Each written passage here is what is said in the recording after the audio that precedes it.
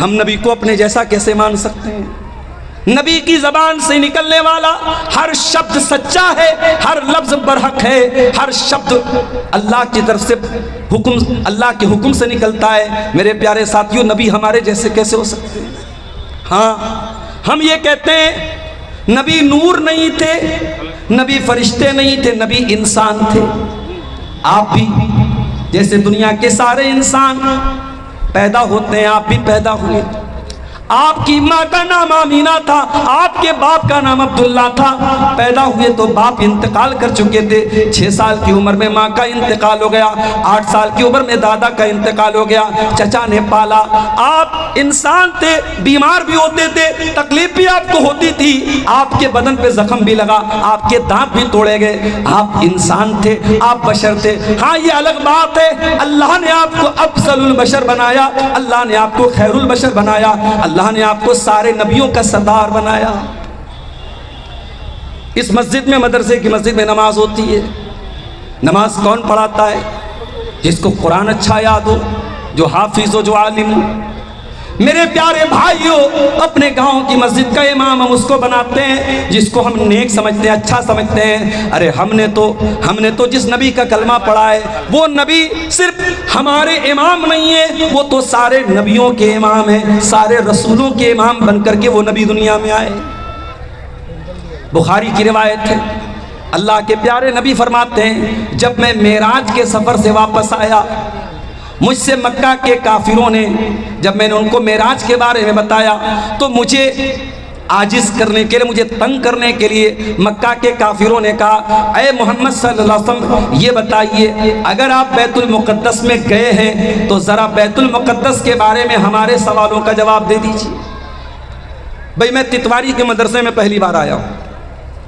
मैं आया, तकरीर करूँगा, चला जाऊँगा।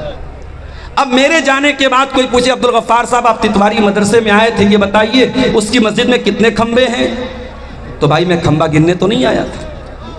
कोई पूछे मदरसे में कितने कमरे हैं? भाई मैं कमरा गिनने नहीं आया था, मैं अपने काम से आया था, काम करके चला गया। अल्लाह के नबी बैतुल मुक़द्दस में पहुंचे, वहां आपने नमाज पढ़ाई, सारे नबियों को आपने नमाज पढ़ाई। आपने बैतुल मुक़द्दस की खिड़कियों को नहीं गिना, आपने उसके खंभों को नहीं गिना, आपने उसकी इमारत को गौर से नहीं देखा। मक्का वालों ने परेशान करने के लिए कहा, आप गए हैं ना बैतुल मुक़द्दस, बताइए कितने दरवाजे हैं, कितनी खिड़कियां हैं, कितने रोशनदान हैं? सवाल करना उन्होंने शुरू कर दिया। बुखारी की रिवायत है, अल्लाह के प्यारे नबी फरमाते हैं, फ़कुरिब्तु मा लम उक़रब मिस्लहु, मुझे उतनी तकलीफ हुई कि उतनी तकलीफ मुझे कभी नहीं हुई थी, क्योंकि मेरे ऊपर झूठ का इल्ज़ाम लग रहा था। मुझे लोग झूठा कह रहे थे, मेरी बात को लोग मान नहीं रहे थे। अल्लाह तबारक व तआला ने अपने नबी को झूठ की तोहमत से बचाने के लिए और अपने नबी के सच को साबित करने के लिए अल्लाह ने दुनिया की पहली LCD स्क्रीन ला के रख दी। यहाँ औरतों में LCD लगी होगी, शायद लगी है ना स्क्रीन, आज कैमरा लगा है, औरतों में स्क्रीन लगी है और स्टेज का सारा मंजर औरतें देख रही हैं। 1400 साल पहले न कैमरा था, न LCD थी, न स्क्रीन थी, न ये मशीनें थी। अल्लाह ने अपने नबी के सामने बैतुल मुक़द्दस का पूरा सीन ला के रख दिया और अल्लाह के प्यारे नबी सल्लल्लाहु अलैहि वसल्लम जिस तरीके से, इस एंगल से वो सवाल करते चले जाते थे, वो एंगल अल्लाह ताला बैतुल मुक़द्दस का सामने रख देता था और अल्लाह के नबी उनके सवालों का जवाब देते थे। उसी हदीस में आपने फरमाया, जब मैं बैतुल मुक़द्दस में पहुंचा, वहां इब्राहीम अलैहिस्सलाम भी मौजूद थे, वहां आदम अलैहिस्सलाम भी मौजूद थे, वहां मूसा अलैहिस्सलाम भी थे, वहां ईसा अलैहिस्सलाम भी थे। सारे नबियों का हुलिया भी आपने बताया, उनका बाल कैसा था, उनका चेहरा कैसा था। आपने फरमाया इब्राहीम अलैहिस्सलाम की शक्ल मेरे जैसी थी। आपने फरमाया ईसा अलैहिस्सलाम की शक्ल हज़रत उर्वा बिन मसूद में मिलती थी। सबका चेहरा भी आपने बताया, हुलिया भी बताया। उसके बाद आपने फरमाया फ़हानतिस सलाह, नमाज का टाइम हुआ। इब्राहीम भी मौजूद है, आदम भी मौजूद है, मूसा भी मौजूद है, ईसा भी मौजूद है, लेकिन इमामत करने के लिए, नमाज पढ़ाने के लिए कोई आगे नहीं बढ़ा। सारे लोगों ने मुझको इमाम बनाया, फ़अममतुहुम, और मैंने उनको उनकी इमामत कराई, मैंने उनको नमाज पढ़ाई। हो लोगो, तुम कहते हो कि अहले हदीस नबी को नहीं मानता, अरे हम तो नबी को अपना ही नहीं सारे नबियों का इमाम मानते हैं, हमसे बढ़ के भला कौन मानेगा। हम नबी को अल्लाह की कसम अपने जैसा नहीं मानते, नहीं मान भी नहीं सकते। नमाज का टाइम है, सब बंदी हो रही है। अल्लाह के प्यारे नबी जब नमाज खड़ी होती थी सब बंदी कराते थे, सब खड़ी करते थे, एक एक आदमी को पकड़ पकड़ के सीधा करते थे, पैर से पैर मिलवाते थे, कंधा से कंधा मिलवाते थे। जाओ मेरे भाइयों, हिंदुस्तान की सारी मस्जिदों का जाके सर्वे कर लो, अगर किसी मस्जिद में सबसे ज्यादा पैर से पैर और कंधे से कंधा मिला करके सीधी सब आपको मिलेगी तो वो अहले हदीस की मस्जिद मिलेगी। अल्हम्दुलिल्लाह, नबी की सुन्नत पर अमल करने का सौभाग्य भी हमें प्राप्त है, इस पर अमल करने का शर्फ भी हमको हासिल है। नबी अकरम नमाज खड़ी होती थी, सब सीधी करते थे और आप फरमाते थे अकीमू सुफूफकुम, ऐ मेरे सहाबा अपनी सफ़ों को सीधी कर लो। फ़इन्नी अराकुम मिन वराइ ज़हरी, जब मैं नमाज पढ़ाता हूँ मैं सामने भी देखता हूँ और मैं पीछे भी देखता हूँ, इसलिए सब में आगे पीछे न होना, सब बिल्कुल सीधी कर लो, सब बिल्कुल बराबर कर लो। इसका मतलब कि अल्लाह के नबी को ये विशेषता दी गई, ये स्पेशलिटी दी गई, ये खुसूसियत दी गई कि आप पीछे भी देख सकते थे। अल्लाह के प्यारे नबी खुद फरमाते हैं मैं नमाज पढ़ता हूं तो मुझे पीछे का भी नजर आता है। और आगे बढ़िए, रात का वक्त है, अल्लाह के प्यारे नबी तहज्जुद की नमाज पढ़ रहे हैं। 8 रकात आपने नमाज पढ़ी, उसके बाद आप थोड़ी देर सो गए, लेट गए। उसके बाद आपने उठ करके वितर की नमाज पढ़ी। हजरत आयशा ने फरमाया अय अल्लाह के प्यारे नबी अतनामु क़ब्ला अन तूतिर, आप वितर की नमाज के पहले थोड़ी देर सो जाते हैं, आराम करते हैं, आप तो वजू भी नहीं करते, आप तो ऐसे ही नमाज पढ़ लेते हैं। आपने फरमाया अय आयशा मेरा मामला दूसरे लोगों की तरह नहीं है, मैं लेटा तो था तनामु ऐनैया वला यनामु क़ल्बी, मेरी आंखें सो रही थी लेकिन मेरा दिल जाग रहा था, मैं पूरे होश व हवास में था। भाई हम और आप सो जाएं हमारा वजू टूट जाएगा। क्यों टूट जाएगा? क्योंकि इंसान जब नींद की हालत में रहता है, होश व हवास में नहीं रहता है, उसे एहसास नहीं होता है, हो सकता है उसकी जो है उसका वजू टूट जाए और वो कोई ऐसी चीज़ हो जाए कि जिससे उसका वजू टूट जाए। इसलिए शरीयत में अगर इंसान गहरी नींद से सो जाए तो वजू टूट जाता है। मगर अल्लाह के प्यारे नबी वितर की नमाज के पहले थोड़ी देर सोते हैं और हजरत आयशा जब पूछती हैं ऐ अल्लाह के नबी आप वितर के पहले सोते हैं, तो आपने फरमाया मेरी आंखें सोती हैं मगर मेरा दिल नहीं सोता है। ऐसे थे हमारे प्यारे नबी सल्लल्लाहु अलैहि वसल्लम। मेरे प्यारे साथियों, हमने तो उस नबी का कलमा पढ़ा है जिस नबी को अल्लाह ने पूरे कुरान में कहीं पर भी या मोहम्मद कह के नहीं पुकारा, नाम लेकर के नहीं पुकारा। मूसा अलैहिस्सलाम को या मूसा कहा, ईसा अलैहिस्सलाम को या ईसा कहा, इब्राहिम को या इब्राहिम कहा, आदम को या आदम कहा, नूह को या नूह कहा। लेकिन जब अल्लाह ने अपने आखिरी नबी को पुकारा, कहीं फरमाया या अय्युहन नबी, कहीं पुकारा या अय्युहर रसूल, कभी फरमाया या अय्युहल मुज़्ज़म्मिल, कभी फरमाया या अय्युहल मुद्दस्सिर। अरे मेरे नबी की शान तो ये है। कुरान कहता है वरफ़अना लका ज़िक्रक, ऐ नबी हमने आपके जिक्र को बुलंद कर दिया। हसन बिन साबित कहते हैं वज़म्मल इलाहु इस्महु मअस्मिही इज़ा क़ालल मुअज़्ज़िनु अशहदु, जब मुअज़्ज़िन अज़ान देता है, जब 5 टाइम की अज़ान देता है और अशहदु अल्ला इलाहा इल्लल्लाह कहता है, तो मुअज़्ज़िन की अज़ान कंप्लीट नहीं हो सकती, मुअज़्ज़िन की अज़ान पूरी नहीं हो सकती जब तक वो अशहदु अन्ना मुहम्मद रसूलुल्लाह न कहे। जब तक ज़मीन कायम है, जब तक आसमान कायम है, जब तक दुनिया में अज़ान हो रही है, जब तक अल्लाह की तौहीद का तराना पढ़ा जाएगा, मोहम्मद रसूलुल्लाह सल्लल्लाहु अलैहि वसल्लम की रिसालत का तराना भी पढ़ा जाएगा। पूरे कुरान में अल्लाह ने किसी इंसान की कसम नहीं खाई, चाँद की कसम खाई, सूरज की कसम खाई, सितारों की कसम खाई, असर के टाइम की कसम खाई, फजर के टाइम की कसम खाई, चाश्त की कसम खाई, मक्का शहर की कसम खाई। पूरे कुरान में अल्लाह ने किसी इंसान की कसम नहीं खाई, मगर कुरान का 14वां पारा उठाओ, अल्लाह सूरह हिज्र में फरमाता है लअम्रुका इन्नहुम लफी सकरतिहिम यामहून। ऐ मेरे नबी, आपकी जिंदगी की कसम, आपकी उम्र की कसम, ऐ मेरे नबी, हजरत लूत अलैहिस्सलाम की कौम के लोग अपने गुनाह के नशे में मस्त हो चुके थे, अपने उनको गुनाह का नशा चढ़ चुका था। कुरान में अल्लाह ने किसी और की जिंदगी की कसम नहीं खाई, अगर खाई है तो अपने आखिरी नबी की जिंदगी की कसम खाई। मेरे प्यारे साथियों, हमारे ऊपर ये अगर कोई इल्जाम लगाए कि साहब ये नबी को नहीं मानते, अपना दिमाग सही कर ले, वो अपनी विचारधारा दुरुस्त कर ले, वो अपने नजरिए को साफ कर ले, वो अपनी ऐनक को साफ कर ले। वो अरे हमने तो ये तोहमत भी, नबी की मोहब्बत में ये गाली भी हमने सुनी है, लोगों ने हमें ये ताना भी मारा है कि साहब ये अहले हदीस तो इमामों को नहीं मानते, बुजुर्गों को नहीं मानते।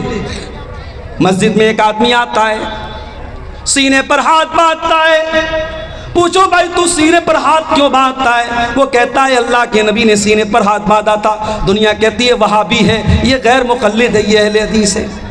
एक दूसरा आदमी आता है, वो भी सीने पर हाथ बांधता है। दुनिया पूछती है तू सीने पर हाथ क्यों बांध रहा है? वो कहता है मैं इमाम अहमद इब्न हंबल का मानने वाला हूँ, मैं इमाम शाफई का मानने वाला हूँ। दुनिया कहती है कोई बात नहीं।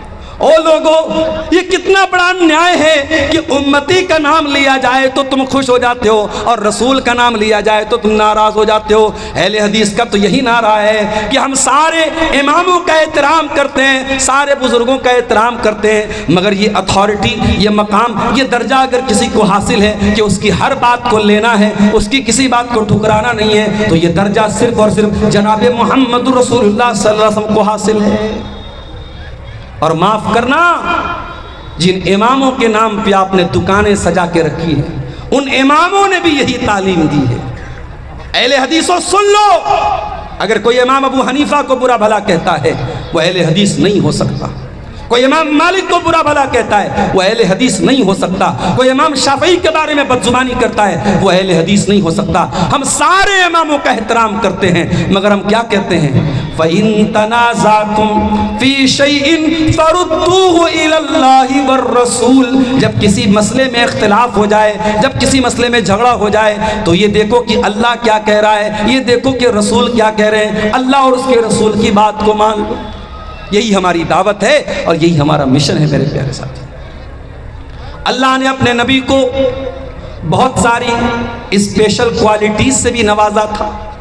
आइए एक हदीस आपको पढ़ के सुनाता हूँ। सही मुस्लिम की रिवायत है, अल्लाह के प्यारे नबी फरमाते हैं उअती तो सित्तन लम युअतहुन्ना अहदुन क़बली। अल्लाह ने 6 चीज़ें मुझको ऐसी दी हैं, मुझसे पहले अल्लाह ने किसी को नहीं दी थी। मुझसे पहले किसी और नबी को ये 6 चीज़ें नहीं दी गई। नंबर 1, ओती तो जवामी अल कलिम। अल्लाह ताला ने मुझको जवामी उल कलिम दिए हैं। अल्लाह के प्यारे नबी छोटी छोटी बातों में बड़े बड़े अर्थ निकाल लेते थे। आपकी छोटी छोटी बातों में माना का समंदर होता था, आप दरिया को कूजे में बंद कर लेते थे। आपकी छोटी छोटी हदीसों पर उलमा ने मोटी मोटी किताबें लिखी। नबी की बात में बड़ी गहराई और बड़ा वजन होता था। अल्लाह ताला ने ये स्पेशल क्वालिटी अपने नबी को दी थी। ओती तो जवामी अल कलिम, अल्लाह ने मुझको जवामी उल कलिम दिया है। दूसरी चीज़, वह नुसिरतो बिर्रुब मसीरत शहरिन। अल्लाह के प्यारे नबी फरमाते हैं मेरा दुश्मन 1 महीने की मसाफत पर हो, 1 महीने के डिस्टेंस पर हो, तब भी मेरे दुश्मन के दिल में मेरा भय होता है, मेरा डर होता है, मेरा रोबो दबदबा होता है। मेरा दुश्मन मेरा नाम सुन के डरता है। ऐ मुसलमानों, आज जिसका जी चाहता है तुम्हें गाली दे देता है, जिसका जी चाहता है तुम्हारे बारे में उल्टी सीधी बातें बयान कर देता है। तुम्हारा रोबो दबदबा आज दुनिया के अंदर से निकल चुका है। काश के तुम मुत्तहिद हो जाते, काश के तुम यूनाइटेड हो जाते, काश के तुम अपनी हकीकत को समझ लेते, काश के तुम ईमान वाले बन जाते, तो आज दुनिया में तुम्हारा भी कोई वजन होता, तुम्हारी भी कोई वैल्यू होती। याद रखो मेरे प्यारे साथी, एक हो जाओ तो बन सकते हो खुर्शीद मुबी, वरना इन बिखरे हुए तारों से क्या बात बने। तारे अलग अलग हैं तो उनकी रोशनी में कोई खास जान नहीं नजर आती है, लेकिन उन्हीं तारों में एक तारा सूरज भी है जो पूरी दुनिया को रोशन कर रहा है। तो बनना है तो सूरज बनो जो पूरी दुनिया को रोशन कर रहा है। और सूरज कब बनोगे? जब तुम्हारे अंदर यूनिटी आएगी, एकता आएगी, इत्तेहाद आएगा, जब तुम मिल करके। आज बिहार में इलेक्शन चल रहा है और मैं बहुत अवॉइड करता हूं इलेक्शन के से रिलेटेड में कोई बात नहीं बोलता हूं, फिर भी हमारे यूट्यूबर हजरात सुधरने वाले नहीं हैं। अभी कल हमारे एक दोस्त ने दिखाया बनारस में मुझे एक वीडियो में लालू प्रसाद की और जो है मोदी जी की और किसकी किसकी तस्वीर लगा के मेरा फोटो लगा दिया कि मौलाना ने बिहार इलेक्शन के बारे में बोला। मैं कोई बात नहीं बोल रहा हूं, लेकिन थंबनेल बन जाता है, मार्केट में आ जाता है। उसके बाद हम जब बोलते हैं कि भाई यूट्यूबर्स को अलाउड मत करो, ये हमारे भाई बेचारे नाराज हो जाते हैं। एक भाई हमको फ़ोन करके कह रहा है कि जब आप फेमस नहीं थे हम लोगों की वजह से आप फेमस हुए। तो भाई इतनी हिम्मत है तो मौलाना जर्जी से भी आप इजाज़त लेके दिखाओ। आप लोगों की शरारतों से ये पाबंदी लगी, हमें क्या एतराज़ है अगर आप चंद पैसे कमा लें, लेकिन मसले खड़े होते हैं मेरे भाइयों। बार बार हमने तकरीरों में कहा कि भड़काऊ थंबनेल न लगाओ, मेरे जलसों की तारीख न डालो, मगर नहीं लोग सुधर रहे हैं। उल्टी सीधी चीज़ें, गंदे गंदे थंबनेल। आज भी इतना कहने के बाद भी आप YouTube पर सर्च मारिए, इसी बिहार के और सीमांचल के कई चैनल वाले गंदे गंदे थंबनेल लगा करके हमारी तस्वीरों पर डाल रहे हैं। मेरे प्यारे साथियों, इलेक्शन का माहौल है, मैं कुछ नहीं बोलूँगा, एक बात कहूँगा, यूनिटी अपने अंदर पैदा करो, इत्तेहाद पैदा करो। दुनिया में किसी भी देश में, किसी भी मुल्क में जब पॉलिटिक्स होती है तो वहां भी ये देखा जाता है कि किसके अंदर कितना वजन है। अगर आपकी यूनिटी का पावर होगा, आपके इत्तेहाद की ताकत होगी, तो दुनिया की हर पार्टी, हर सरकार, हर गठबंधन आपके आगे झुकेगा और आपकी बात मानेगा। आप अपने अंदर यूनिटी और इत्तेहाद पैदा करो, अपने वजन को खत्म मत करो, अपनी वैल्यू को खत्म मत करो मेरे साथ। अल्लाह के प्यारे नबी फरमाते हैं, वह नुसिर तो बिर्रो बेमसीरत शहरिन, मेरा दुश्मन 1 महीने की दूरी पर हो तब भी मेरे दुश्मन के दिल में अल्लाह ताला ने मेरा रोबो दबदबा डाल दिया है। वह उहिल्लत लियल मगानिम, और मेरे लिए माले गनीमत को हलाल कर दिया गया।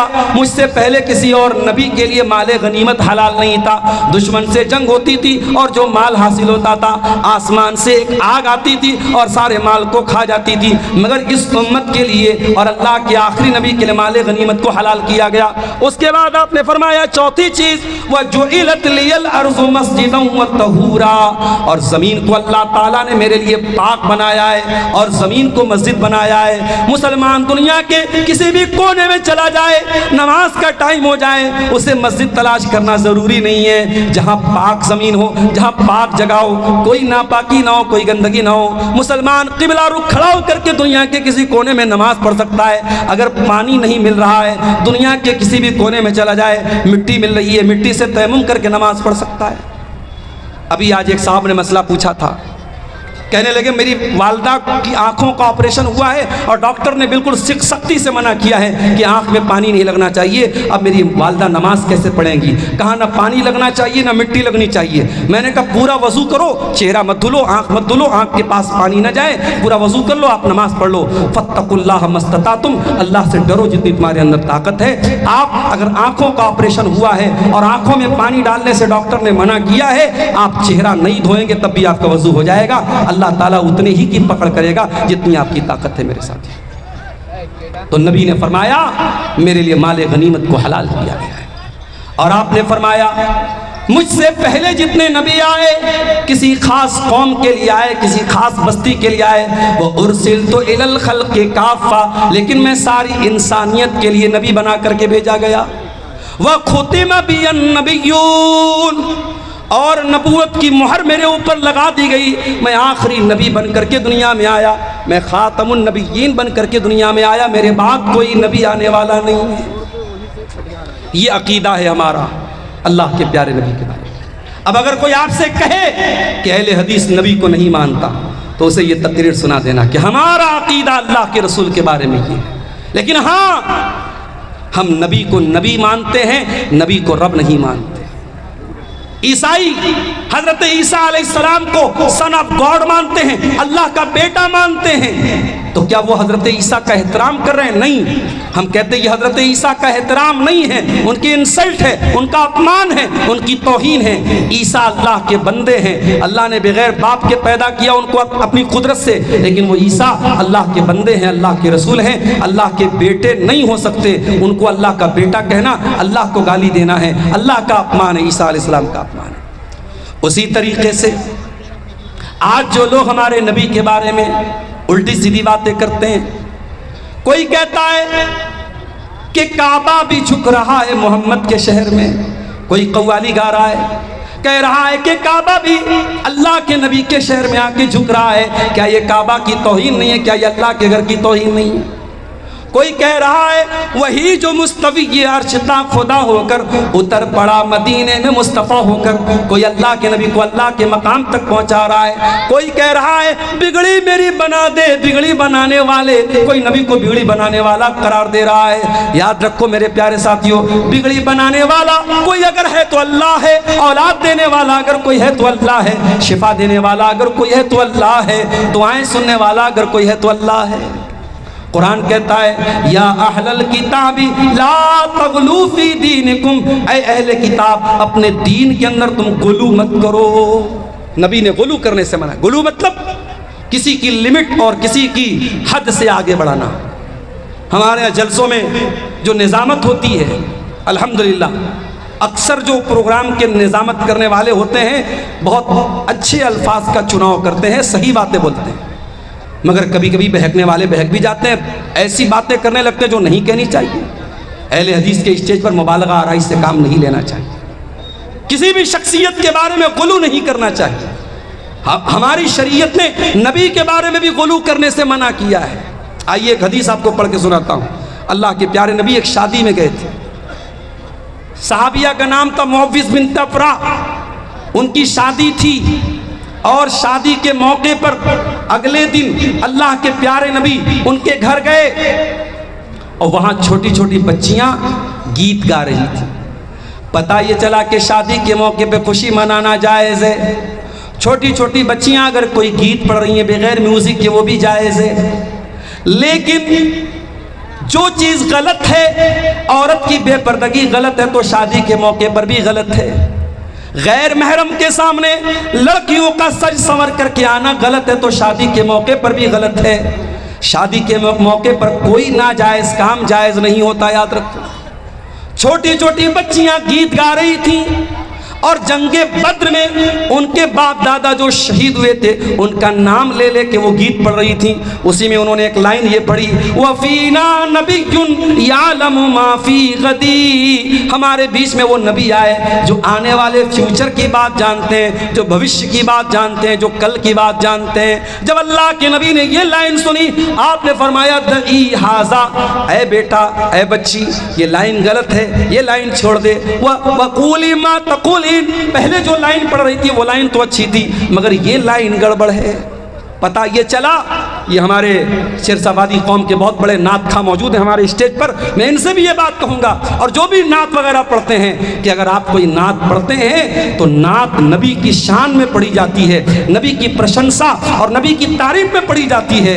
बहुत ये बाल से भी बारीक काम है, किसी आलिम से राय मशवरा करने के बाद नात पढ़ा कीजिए। कभी कभी नात की कोई लाइन ऐसी होती है जो गलत होती है, हमारे अहले हदीस के अकीदे के एतबार से, कुरान और हदीस के अकीदे के एतबार से गलत होती है। हमें नबी की नात पढ़ने में और नबी की शान बयान करने में भी हमें इस बात का ख्याल रखना है। अल्लाह के प्यारे नबी फरमाते हैं ला तुतरूनी कमा अतरतिन नसारा ईसा इब्न मरियम, है लोगों मुझे उतना न बढ़ाना जितना ईसाइयों ने ईसा बिन मरियम को बढ़ाया था। इन्नमा अना अब्दुन, मैं तो अल्लाह का बंदा हूँ। फ़क़ूलू अब्दुल्लाहि व रसूलहू, मुझे अल्लाह का बंदा ही कहना, मुझे अल्लाह का रसूल ही कहना, मेरी शान से मुझको आगे न बढ़ाना। नबी की शान, आओ हमसे पूछो, आओ अहले हदीसों से पूछो नबी की शान क्या होती है। तुमने जब भी बयान किया नबी का चेहरा बयान किया, तुमने जब भी बयान किया नबी के लिबास बयान किया, तुमने जब भी बयान किया नबी की खूबसूरती बयान की, और हमने जब बयान किया तो नबी की नमाज भी बयान की, हमने नबी का हक भी बयान किया, हमने नबी का तरीका भी बयान किया। मेरे प्यारे साथियों, नबी की सूरत भी बेमिसाल थी और नबी की सीरत भी बेमिसाल थी। ये शामियाना लगा है, इसकी वजह से गर्मी बहुत हो रही है। ये अक्टूबर का लास्ट चल रहा है, गर्मी का ये आलम है। आप सोचिए मेरे साथियों, क़यामत के दिन की गर्मी का क्या आलम है। सूरज 1 मील की दूरी पर होगा। अल्लाह के प्यारे नबी फरमाते हैं, बुखारी की रिवायत है, सारे लोग परेशान होकर के हजरत आदम के पास आएंगे और आदम अलैहिस्सलाम से रिक्वेस्ट करेंगे, ऐ आदम, आप इंसानों के बाप हैं, अल्लाह ने आपको अपने हाथ से पैदा किया है। ऐ आदम, हम बहुत परेशानी में हैं और अल्लाह ताला बहुत नाराज़ है। आप अल्लाह ताला से गुजारिश कर दीजिए, अल्लाह जल्दी से हिसाब ले ले, ये तकलीफ़ ख़त्म हो जाए। आदम अलैहिस्सलाम माजरत कर लेंगे, इनकार कर देंगे, कहेंगे नहीं भाई, मैं इस लायक नहीं हूँ, मैं अल्लाह की बारगाह में नहीं बोल सकता, अल्लाह बहुत गुस्से में है। आदम अलैहिस्सलाम कहेंगे, एक काम करो, नूह अलैहिस्सलाम के पास चले जाओ। लोग हजरत नूह के पास आएंगे, उनसे रिक्वेस्ट करेंगे, ऐ नूह, गर्मी बहुत ज़्यादा है, सूरज 1 मील की दूरी पर है और हम बहुत परेशान हैं। ऐ नूह अलैहिस्सलाम, आप अल्लाह से गुजारिश कर दीजिए, अल्लाह जल्दी से हिसाब ले ले। हजरत नूह भी इनकार कर देंगे। लोग इब्राहीम के पास आएंगे, वो भी इनकार कर देंगे। लोग मूसा अलैहिस्सलाम के पास आएंगे, वो भी इनकार कर देंगे। लोग ईसा अलैहिस्सलाम के पास आएंगे, वो भी इनकार कर देंगे। आखिर में लोग आएंगे आमिना के लाल, अब्दुल मुत्तलिब के दुलारे, ताजदार मदीना, अहमद मुज्तबा मोहम्मद मुस्तफ़ा सल्लल्लाहु अलैहि वसल्लम के पास, और आकर के आपसे कहेंगे, ऐ अल्लाह के आखिरी नबी, आप खातमुन नबीयीन हैं, आप अल्लाह के आखिरी नबी हैं, हम बहुत परेशानी में हैं। ऐ अल्लाह के नबी, आप ही कुछ कीजिए और अल्लाह से आप गुजारिश कीजिए, अल्लाह जल्दी से हिसाब ले। ऐ टिटवारी और आसपास के आए हुए मेरे भाइयों, आज अल्लाह के नबी को दुनिया से गए हुए 1400 साल से ज़्यादा हो चुके हैं। आज अपने नबी से बहुत प्यार करते हैं, लेकिन गौर करो वो नबी हमसे कितना प्यार करते हैं। क़यामत के दिन जब सारे नबी इनकार कर देंगे और कोई सिफारिश करने के लिए तैयार नहीं होगा, अल्लाह के नबी फरमाते हैं, मैं तैयार हो जाऊंगा।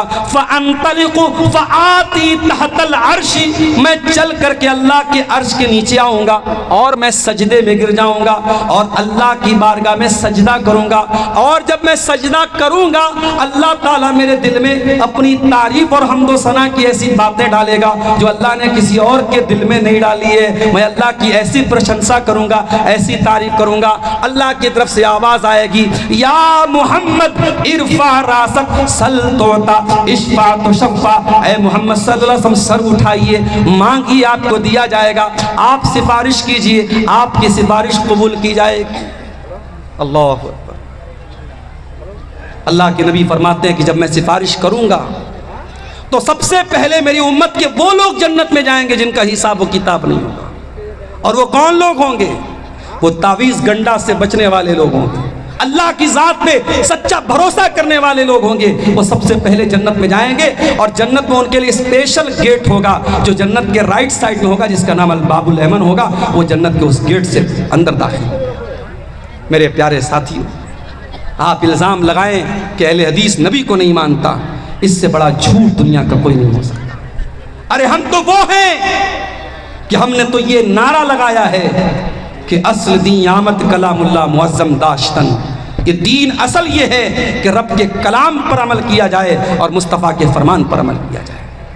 मेरे प्यारे साथियों, कभी रात में बिस्तर पे सोने जाते हो तो बीवी बच्चों का ख्याल आता है, फैमिली का ख्याल आता है, परिवार का ख्याल आता है। कभी गौर करो, जिस नबी का कलमा हम पढ़ते हैं उस नबी को रात में भी हमारा ख्याल आता था। सही मुस्लिम की रिवायत है, अल्लाह के प्यारे नबी रात में कुरान पढ़ रहे हैं और कुरान पढ़ते हुए आपने इब्राहीम अलैहिस्सलाम की दुआ पढ़ी। इब्राहीम अल्लाह से दुआ करते हैं, रब्बि इन्नहुन्ना ज़लल्ना कसीरम मिनन्नास फमन तबिअनी फइन्नहु मिन्नी वमन आसानी फइन्नका गफूरुर रहीम। इब्राहीम अलैहिस्सलाम दुआ कर रहे हैं, ऐ अल्लाह, जो मेरी पैरवी करेगा वो मेरा उम्मती है और जो मेरी नाफरमानी करेगा तू गफूरुर रहीम है, तू माफ़ कर देना।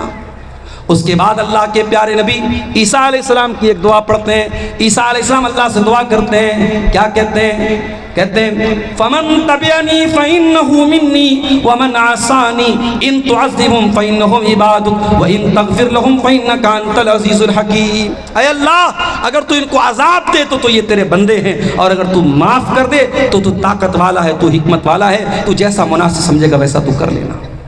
नबी ने देखा कि दो नबियों ने अपनी अपनी उम्मत के लिए दुआ मांग ली। अब अल्लाह के नबी को अपनी गुनहगार उम्मत का ख्याल आया, हमारा और आपका ख्याल आया, हम गुनहगारों का ख्याल आया।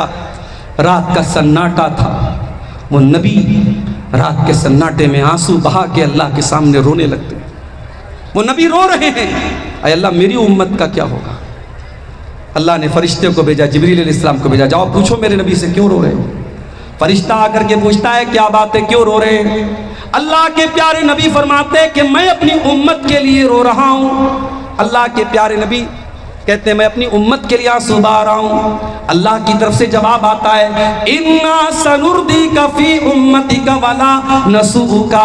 ऐ मेरे नबी, हम आपकी उम्मत के बारे में आपको खुश कर देंगे, आपको परेशान होने की हाजत नहीं है। कोई ऐलान करना है? मेरे भाइयों, वो नबी रात के सन्नाटे में हमारे लिए आंसू बहाते थे। शायर कहता है सलाम उस पर जो उम्मत के लिए रातों को रोता था, सलाम उस पर जो फर्शे खाक पर जाड़े में सोता था, सलाम उस पर के जिसके घर में चांदी थी न सोना था, सलाम उस पर के टूटा बोरिया जिसका बिछौना था। आज उस नबी के नाम पे कोई बैनर निकाल के चल रहा है, कोई नारे लगा रहा है, कोई जुलूस निकाल रहा है, कोई डीजे बजा रहा है, कोई नाच रहा है, कोई गा रहा है। एक साल कलियाचक में मेरा प्रोग्राम था, 12 रबीउल अव्वल की तारीख थी। मुझे कटिहार से कलियाचक जाना था बाई रोड। मैं कार से जा रहा था, पूरी सड़क जाम थी, और जाम करने वाले कौन थे? मुस्तफ़ा के चाहने वाले, नबी के चाहने वाले। मैंने देखा लोग बड़े बड़े डीजे बजा करके झंडे लहरा लहरा के नबी की शान बयान कर रहे हैं। जवान जवान लड़कियां भी साथ में चल रही हैं। ये कैसी मोहब्बत है मेरे भाई? ये मोहब्बत सहाबा ने तो नहीं जताई, ये मोहब्बत इस उम्मत के सबसे बेहतरीन लोगों ने तो नहीं जताई। याद रखो मेरे भाइयों, इसीलिए अहले हदीस बिदअत का सबसे बड़ा दुश्मन है। जो नबी से मोहब्बत करेगा वो बिदअत से कभी दोस्ती नहीं कर सकता, वो बिदअत का दुश्मन रहेगा। इसीलिए हम अपने हर खुतबे में क्या कहते हैं? व शर्रुल उमूर मुहदसातुहा व कुल्लु मुहदसतिन बिदा व कुल्लु बिदातिन ज़लाला व कुल्लु ज़लालतिन फिन्नार। दीन में जो नया निकाला गया काम है वो बिदात है, और बिदत गुमराही, और गुमराही जहन्नम में लेके जाती है। हमारा सिंपल सा प्रश्न है, सवाल है कि भाई ठीक है 11वीं मना रहे हो, अच्छा काम है, नबी ने क्यों नहीं मनाई, सहाबा ने क्यों नहीं मनाई? ईद मिलादुन नबी मना रहे हो, बहुत अच्छा काम है, चलो मान लेते हैं, नबी के सहाबा ने क्यों नहीं मनाया? क्या उनसे बढ़ के तुम नबी के चाहने वाले बन गए? और याद रखो मेरे भाई, दुनिया में नबी का नाम लेके कोई अंगूठा चूम ले, कोई अपने बाइक पर अस्सलातु वस्सलामु अलैका या रसूल अल्लाह का झंडा लगा ले, कोई अपने मकान पर कोई बड़ा सा झंडा लगा ले, इससे नबी की मोहब्बत साबित नहीं होती है। नबी की मोहब्बत साबित होती है नबी की सुन्नत पर अमल करने से, नबी की पैरवी करने से। अब बिदअती का अंजाम क्या होगा? आइए बहुत प्यारी हदीस आपको सुनाने जा रहा हूँ, मेरी माएँ बहनें गौर से सुने। अच्छा, तितवारी मदरसे में लड़कियों का भी इंतज़ाम है? लड़कियाँ भी पढ़ती है? नहीं, लड़कों का है। आज हमारी माएँ बहनें जो सुन रही हैं, जलसे में आई हैं, ज़रूर आई होंगी। मैं जो हदीस सुनाने जा रहा हूँ बहुत गौर से सुनिएगा, माँ बहनों की तवज्जो चाहता हूँ। और अब मेरा वक्त तकरीबन ख़त्म होने वाला है, ज़्यादा आपके सामने बोलना नहीं है। अल्लाह के नबी की बहुत ही महबूब बीवी और हम सबकी प्यारी माँ हज़रत उम्मे सलमा कहती है, बड़े गौर से सुनिएगा, मुस्नद अहमद की सही रिवायत है। उम्मे सलमा कहती हैं कि अल्लाह के नबी के हौज़े कौसर के बारे में सबको हदीसें पता थी, मुझको डायरेक्ट कोई हदीस सुनने का मौका नहीं मिला था। मुझे बड़ा अफसोस होता था कि मैं अभी तक हौज़े कौसर के बारे में अल्लाह के रसूल से मैंने कोई हदीस नहीं सुनी है। पता ये चला कि नबी के दौर की औरतें इतनी समझदार होती थी, एक एक चीज़ पर उनकी नज़र होती थी, और नबी से कोई बात अगर वो नहीं सुनती थी तो मलाल होता था, अफसोस होता था। आज आपके सीमांचल में बहुत सारी अहले हदीस मस्जिदें जहां जुमा का खुतबा होता है, जुमा की नमाज होती है, मगर लेडीज़ का इंतज़ाम नहीं है। माफ़ कीजिएगा, ये बहुत बड़ी कमी है और इस कमी को दूर कीजिए। हर वो मस्जिद जहां जुमा का खुतबा हो रहा है वहां लेडीज़ का मुकम्मल इंतज़ाम होना चाहिए, जहां लेडीज़ आए पर्दे के साथ, नमाज पढ़ें, जुमा का खुतबा सुने और अपने घर चली जाएं। मुझे याद है झारखंड में एक इलाके में मैं गया और वहां बहुत बड़ी मस्जिद थी, और मैंने जब उन लोगों से रिक्वेस्ट की कि इतनी बड़ी मस्जिद आपने बनाई है, ख़वातीन का इंतज़ाम भी कीजिए। अगले साल जब मैं वहाँ गया तो उसी मस्जिद में उन्होंने पार्टीशन करके लेडीज़ का भी इंतज़ाम किया। आपके कटिहार में, पूर्णिया में, किशनगंज में, अररिया में जो आपकी अहले हदीस मस्जिदें हैं, बड़े दर्द के साथ कहता हूँ मेरे भाइयों, आज अक्सर मस्जिदों में लेडीज़ का इंतज़ाम नहीं है।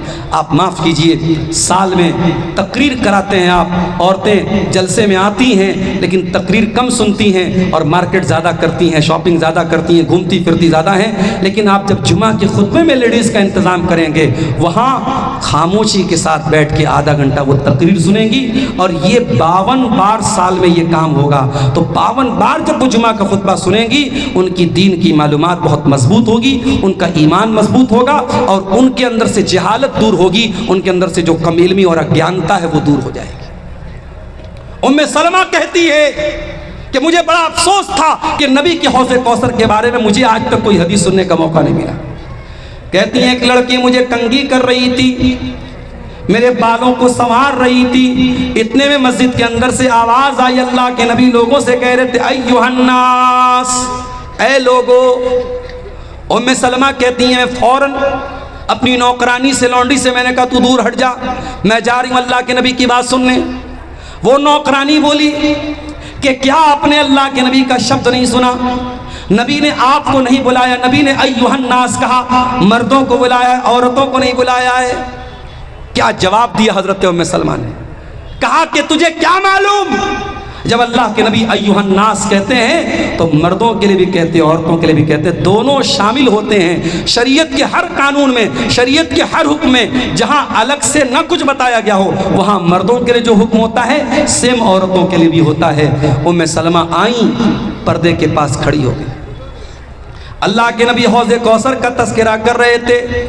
आपने फरमाया इन्नी फरतुकुम अलल हौज़, क़यामत के दिन एक हौज़ होगा, हौज़ मीन्स एक तालाब होगा, एक तालाब जैसी चीज़ होगी जिसका पानी बहुत मीठा होगा, उसका नाम हौज़े कौसर होगा। और अल्लाह के प्यारे नबी सबसे पहले उस हौज़ पर पहुंच जाएंगे और अपनी उम्मत के लोगों को उस हौज़ का पानी पिलाएंगे, वो कौसर का पानी पिलाएंगे। आप फरमाते जब मैं हौज़े कौसर पर पहुंचूंगा तो कुछ लोगों को वहाँ से हटा दिया जाएगा, छांट दिया जाएगा, भगा दिया जाएगा।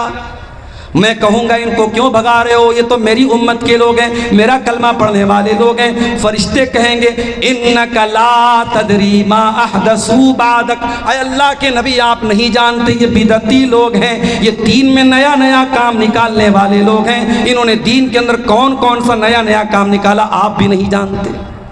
जब नबी को ये पता चलेगा ये बिदाती लोग हैं, अल्लाह के नबी का चेहरा गुस्से से लाल हो जाएगा और आप फरमाएंगे सोहकन सोहकन लिमन गय्यर बादी, इनको घसीट के यहाँ से लेके जाओ, इन्होंने मेरे दीन को बदल डाला, मेरी शरीयत को बदल डाला। अल्हम्दुलिल्लाह, अहले हदीस बिदात का दुश्मन है, हम बिदात के दुश्मन हैं। और अभी आप देखिए मेरे घर में मैयत हुई है, मेरे बड़े वालिद का इंतकाल हुआ है, हमारे यहाँ तीसरे दिन कोई तीजा नहीं होता है। उसी बनारस में हमारे नाना का इंतकाल हुआ, आज इंतकाल हुआ है। अगले दिन रात में जब मैं नानी के यहाँ पहुँचा, नाना के घर पहुँचा तो देखा कि साहब बिरयानी का मसाला तैयार हो रहा है और प्याज को कतरा जा रहा है और चावल को धोया जा रहा है। मैंने कहा क्या हो रहा है भाई? तो कहा कि कल तीजा है और तीजा के दिन बिरयानी बनेगी। सोचो कितना बड़ा ये मुसीबत है, जिस इंसान के घर में मैयत हुई है उस बेचारे को तीसरे दिन पूरे खानदान को बैठ के खाना खिलाना पड़ता है। ये तीजा, ये 10वां, ये 40वां, ये बरसी, ये तमाम बिदात और खुराफात हैं और अहले हदीस इन तमाम बिदात से दूर है और इंशाअल्लाह दूर रहेगा। और इस तरीके से, जिस तरीके से हम मैयत में बिदात से दूर हैं, मेरी गुजारिश है आपसे कि शादी ब्याह में भी आप बिदात से दूर रहिए। ये मंगनी की बड़ी बड़ी रस्में, ये रिंग पहनाने के लिए पूरा दावत करना, ये हल्दी की दावत करना और सारी लड़कियों का लड़कों का हल्दी के कलर का कपड़ा पहनना, तमाम चीजें गलत हैं, खुराफात हैं, बिदात हैं और बुरी रस्म व रिवाज है। मेरे प्यारे साथियों, निकाह में भी आप अहले हदीस बनिए, शादी में भी अहले हदीस बनिए, सिर्फ नमाज में अहले हदीस मत बनिए। ये चंद बातें अल्लाह के नबी के मकाम व मर्तबे के ताल्लुक से और इस गलत फहमी के ताल्लुक से कि अहले हदीस नबी को नहीं मानते, चंद बातें आपके सामने रखी गई हैं। मैं अल्लाह से दुआ करता हूँ रब्बुल आलमीन हमें और आपको अपने नबी का मकाम समझने की तौफीक अता फरमाए, नबी की सच्ची मोहब्बत हमारे दिलों में अल्लाह ताला पैदा फरमाए। जो इस मौजू के ताल्लुक से जो हमारे भाइयों के दिल और दिमाग में गलत फहमी है, अल्लाह ताला उसको दूर फरमाए। रब्बुल आलमीन जामिया इस्लामिया तितवारी को मज़ीद तरक्की अता फरमाए और यहाँ से पढ़ने वाले बच्चों को दीन का सच्चा खादिम बनाए और जब तक हम दुनिया में ज़िंदा रहें, इस्लाम पर ज़िंदा रहें और हमारा खातिमा ईमान पर हो। आमीन व आखिर दावाना अनिल हम्दुलिल्लाहि रब्बिल आलमीन। वस्सलामु अलैकुम व रहमतुल्लाहि। जज़ाकल्लाहु खैरन जज़ा।